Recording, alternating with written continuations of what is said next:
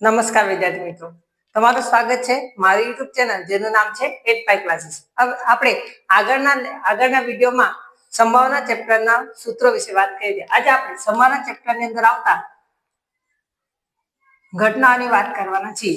જેમ કે સંભાવના ઘટનાના પ્રકાર, આપણે ઘટનાના પ્રકાર વિશે વાત કરવાના છીએ. પહેલી ઘટના જેને કહેવાય ચોક્કસ ઘટના.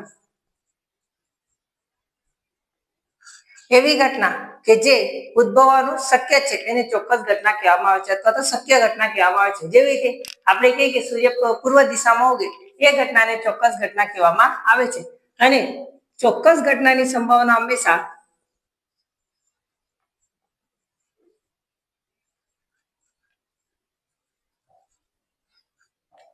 એક મળે છે. બરાબર, ચોક્કસ ઘટનાની સંભાવના હંમેશા શું મળે છે? આપણને એક મળે છે. એવી જ રીતે જે ઘટના કોઈ દિવસ ઉદ્ભવવાની નથી એને અચોક્કસ ઘટના કહેવામાં આવે છે.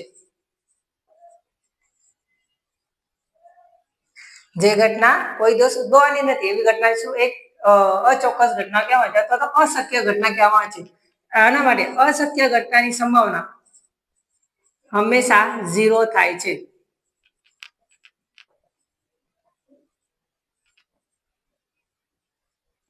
એટલે આ બંને ઘટના પરથી તારણ નીકળે છે કે કોઈ પણ ઘટનાની સંભાવના 0 અને 1 ની વચ્ચે જ હોય છે. બરાબર, ત્યાર પછી શું તારણ નીકળે કે કોઈ પણ ઘટનાની સંભાવના 0 અને 1 ની વચ્ચે હોય છે. એવી રીતે આપણે તમામ પ્રયોગો જોઈ ગયા તો પ્રયોગોની અંદર એવી ઘટના કે જે ફક્ત એક જ પરિણામ ધરાવે તેને પ્રયોગોની પ્રાથમિક ઘટના કહેવામાં આવે છે.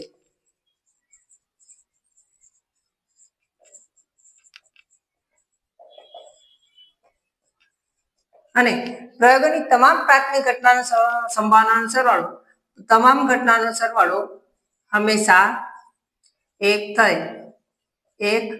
થાય છે.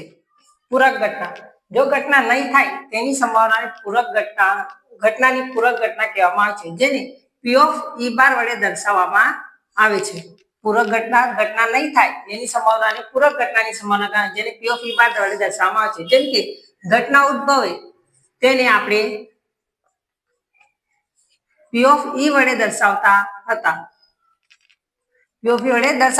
માટે આ બંને ઘટના માટે એક સત્ય વિધાન લખાય કે P of E વત્તા P of E બાર બરાબર 1. આ તમારું એક આઈએમપી સૂત્ર છે જેના પરથી તમને પરીક્ષાની અંદર ઘણા બધા દાખલાઓ પૂછવામાં